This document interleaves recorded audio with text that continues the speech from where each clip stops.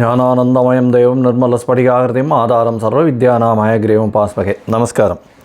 நேயர்கள் அனைவருக்கும் astro KS ஐயங்காரின் பணிவான நமஸ்காரங்கள். வார பலன் 8/1/2024 14/1/2024 வரை உண்டான வாரத்திற்கு எந்தெந்த ராசிக்காரர்களுக்கு என்ன பலன்கள் அப்படின்றத பார்ப்போம். இந்த வாரத்தில் முதல்ல இந்த வாரத்தினுடைய கோல்சாரம் என்ன அப்படின்றத பார்ப்போம்.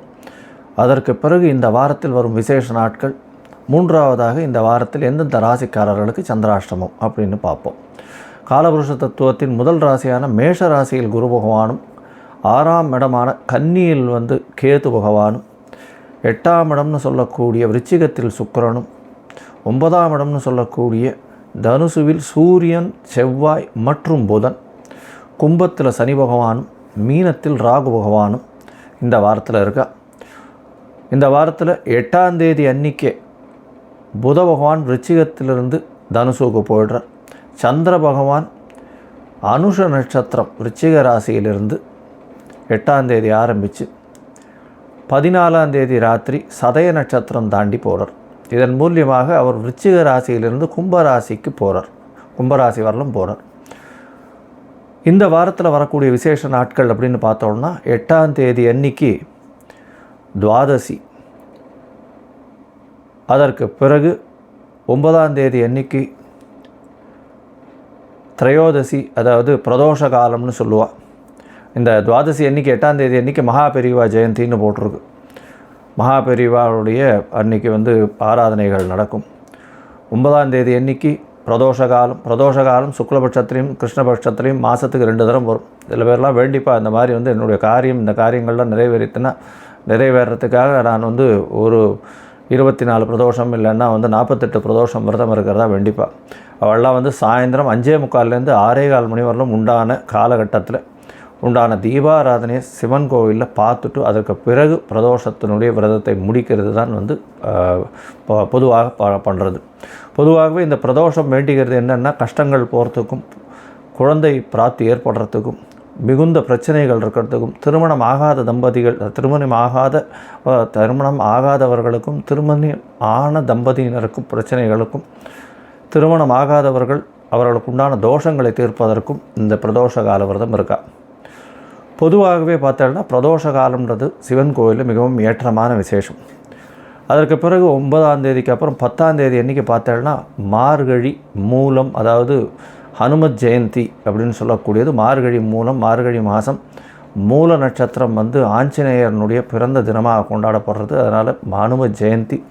இப்போ சனி பயிற்சி எல்லாம் வேறு ஆயிருக்கு. சனி பகவானை கட்டியவர் அப்படின்னு சொல்லக்கூடியவர் ஆஞ்சநேய பெருமான். அதனால் ஆஞ்சநேய ஜெயந்தி ரொம்பவும் விசேஷம்.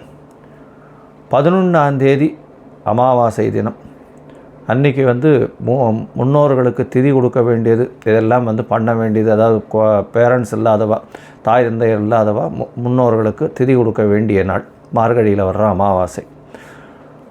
14ஆம் தேதி அப்படின்னு பார்க்கும்பொழுது போகி பண்டிகை. இந்த மாதத்தினுடைய இந்த தட்சிணாயன புண்ணிய காலத்தின் கடைசி நாள் அது போகி பண்டிகை. பழையன கழிதலும் புதியன புகுதலும் அப்படின்னு சொல்லி பழைய விஷயங்கள் எல்லாத்துலேயும் மனசில் இருக்கக்கூடிய தேவையற்ற சஞ்சலங்கள், தேவையற்ற விஷயங்கள், அகங்காரம், மமகாரம், இந்த மாதிரியான விஷயங்கள் எல்லாத்தையும் தூக்கி போட்டு அதுக்கப்புறம் புதிதாக வாழ்வில் நாம் பிறப்பதாக தை மாதம் 1ஆம் தேதி அடுத்த நாள் எடுத்துக்கிறது ரொம்பவும் நல்லது.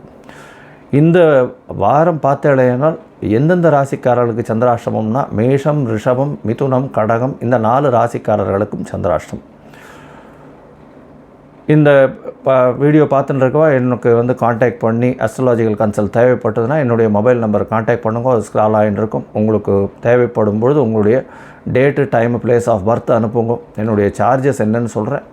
அதற்கு பிறகு உங்களுக்கு PDF போட்டு டைம் கரெக்ஷன்ஸ், டேட் கரெக்ஷன், இல்லைன்னா சந்தி இருக்கா அப்படின்றத பார்த்துட்டு அந்த சந்தி பார்த்து டிசைட் பண்ணி எந்த நட்சத்திர பாதத்தில் வரீங்க அப்படின்றத டிசைட் பண்ணிவிட்டு அதுக்கப்புறம் இன்றைய கோல்சாரம் எப்படி இருக்குது, உங்களுக்கு தசாபுக்தி அந்தரம் சூக்ஷ்மம் எப்படி இருக்குது, இன்றைய கோல்சார காலகட்டங்கள் எப்படி இருக்குது அப்படின்றதையும் பார்த்து உங்களுக்கு உண்டான பரிகாரம் என்ன அப்படின்றதையும் சொல்கிறேன். இந்த வாரம் வரக்கூடிய சந்திராஷ்டம நாட்கள் அப்படின்னு, சந்திராஷ்டமம்ன்றது மேஷம், ரிஷபம், மிதுனம், கடகம் ஏற்கனவே சொன்ன எளிய பரிகாரம். அதாவது சந்திராஷ்டம நாட்களில் புதிய முயற்சிகள் வேண்டாம், வெளியூர் வெளிமாநில பிரயாணங்கள் வேண்டாம். ஒருவேளை பண்ண வேண்டிய அதாவது நிர்பந்தத்தில் இருந்தீர்களேயானால், கட்டாயத்தில் இருந்தீர்களேயானால், சந்திரனுக்கு உண்டான எளிய பரிகாரம் அப்படின்னு சொல்லக்கூடிய அகத்திக்கீரை கட்டு அருகில் இருக்கக்கூடிய கோசாலைக்கு வாங்கி கொடுங்க. ஏன்னா துவாதசியும் வருது 8ஆம் தேதி, அதனால் கோசாலைக்கு வாங்கி கொடுங்க. அதன் மூலியமாக சந்திராஷ்டமத்தின் தாக்கம் குறையும் அப்படின்றத சொல்கிறேன். அதற்கு மூலியமாக சந்திராஷ்டமத்தின் தாக்கம் குறைஞ்சதுன்னா தடங்கள் வராமல் இருக்கும் செய்யும் வேலைக்கு. சரி, இப்போது இந்த வாரம் 8/1 14/1 வரை உண்டான நாட்களுக்கு மேஷம் முதல் மீனம் வரை எப்படி இருக்குது ஒரு ராசியான்னு பார்க்கலாம். மீனம், பூரட்டாதி, உத்திரட்டாதி, ரேவதி இந்த 3 நட்சத்திரம் 9 பாதங்களை கொண்ட ராசி. ராசியின் அதிபதினு சொல்லக்கூடிய ஒரு குரு பகவான் ராசிக்கு 2ஆம் இடத்துல இருக்கிறது பெரிய விசேஷம். 2ஆம் இடத்துல தனகாரகன் தனஸ்தானத்தில் இருந்து தனஸ்தான அதிபதியும் பரிவர்த்தனை யோகத்தில் இருக்கிறது பெரிய விசேஷம். 10ஆம் இடத்துல இருக்கக்கூடிய செவ்வாய் பகவான் பரிவர்த்தனை யோகம் அடைகிறது பெரிய விசேஷம். பணவரவிற்கு பஞ்சம் இருக்காது. இந்த வாரம் பார்த்தாலேயானால் பெரிய ஏற்றம் இருக்கும். நினைக்கக்கூடிய காரியங்கள் அனைத்தும் வெற்றிகரமாக இருக்கக்கூடிய காலகட்டமாக இருக்குது. இந்த வாரத்தில் உங்களுடைய ராசியிலேயே ராகு பகவான் இருக்கிறதுனால பிரமிக்க வைக்கக்கூடிய அளவிற்கு பெரிய பெரிய விஷயங்களை நீங்கள் யோசிக்கக்கூடும் அப்படின்றத சொல்கிறேன். பெரிய ஏற்றம் கிடைக்கக்கூடிய காலகட்டமாக இந்த வாரம் அமையிறது. அதுவும் பார்த்தோன்னா உங்களுடைய ராசிக்கு 12ஆம் இடத்துல சனி பகவான் வந்ததுனால உங்களுக்கு 7.5 சனி ஆரம்பிச்சு கொடுத்து உடல் நலத்தில் கொஞ்சம் ஜாகிரதையாக பார்த்துக்கோங்க. ஏன்னா சமசப்தமத்தில் கேது பகவான் இருக்கிறதும் உங்களுடைய பார்ட்னர்ஸினுடைய பிரச்சனைகள் கொடுப்பார். அதாவது பார்ட்னர்ஸ் மூலியமாக சிறு சிறு கருத்து வேறுபாடுகள் இருக்கும். ப்ரெஷர், ஸ்ட்ரெஸ் ரொம்ப அதிகமாக இருக்கும். எதிர்பாலினத்தவர் மூலியமாக சிறு சிறு பிரச்சனைகள் வரக்கூடிய வாய்ப்புகள் நிச்சயமாக உண்டு. அது தவிர நண்பர்கள் மூலியமாக, நண்பர்கள் சுற்று வட்டாரங்கள் மூலியமாக பிரச்சனைகள் வரக்கூடிய வாய்ப்புகள் இந்த வாரம் நிச்சயமாக உண்டு. இந்த வாரத்தில் பார்த்தோம்னா உங்களுடைய ராசிக்கு 5ஆம் அதிபதினு சொல்லக்கூடிய சந்திர பகவான் உங்களுடைய ராசிக்கு 9ஆம் இடத்துல இருக்கக்கூடிய காலகட்டமாக இருக்குது. 9ஆம் இடத்துல சுக்கிர பகவானோட 8ஆம் அதிபதியோடு சேர்ந்து இருக்கிறதுனால இன்சூரன்ஸு, ஃபயர் செக்மெண்ட்டு இந்த மாதிரியான விஷயங்களில் இருக்கிறவர்களுக்கு பெரிய ஏற்றம் கிடைக்கக்கூடிய காலகட்டம். கடல் வாணிபம் செய்யக்கூடியவர்கள், கடல் உயிரினங்களை வச்சு வியாபாரம் பண்ணுறவாளுக்கெல்லாம் பெரிய ஏற்றம் கிடைக்கக்கூடிய காலகட்டமாக இருக்கும். அது தவிர இந்த போட்டு, இம்போர்ட் எக்ஸ்போர்ட்டு இந்த மாதிரியான விஷயங்கள் பண்ணுறவாளுக்கு பெரிய ஏற்றம் இருக்கக்கூடிய காலகட்டமாக இருக்குது. தொழிலில் மிகப்பெரிய அபிவிருத்தி இருக்கும். வெளிநாட்டுக்கு போகணுன்னு பார்த்துன்னு இருக்கவாளுக்கு மேற்படிப்புக்கு கண்டிப்பாக போகக்கூடிய வாய்ப்புகள் உண்டு. இந்த வாரத்தில் உங்களுடைய ராசிக்கு 9ஆம் இடத்துல, அதாவது 8ஆம் தேதியிலிருந்து 9ஆம் தேதி ராத்திரி ஒரு 8 மணி வரலும் இருக்கார்.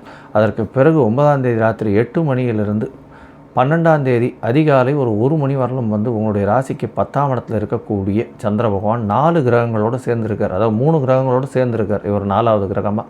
சூரியன், சந்திரன், செவ்வாய், புதன் 4 கிரகங்கள் இருக்கிறது. 10ஆம் இடம் அதிகமாக வலுப்பெற்று போகிறது. குருவின் பார்வையிலையும் இருக்குது. குரு பகவானினுடைய பரிவர்த்தனை யோகத்திலையும் செவ்வாய் பகவான் இருக்கிறதும் பெரிய விசேஷம்.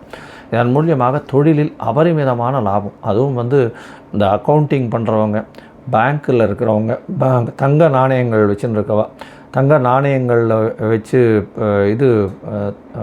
அதாவது பொற்கொள்ளர்கள்னு சொல்லுவோம் இல்லையா, அது மாதிரியான விஷயங்கள் பண்ணுறவா, அதை தவிர தங்கம் வியாபாரம் பண்ணுறவங்க, இவங்களுக்கெல்லாம் பெரிய ஏற்றம் கிடைக்கக்கூடிய காலகட்டமாக இருக்குது.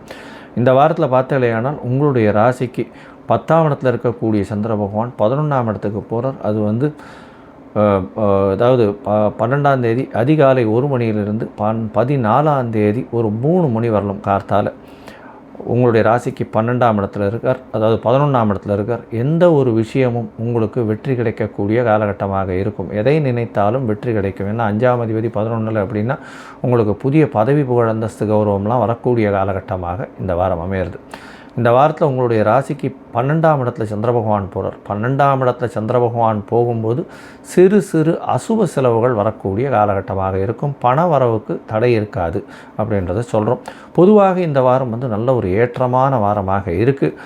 8/1/2024 14/1/2024 வரலும் உண்டான வாரம் பெரிய ஏற்றமான வாரம்.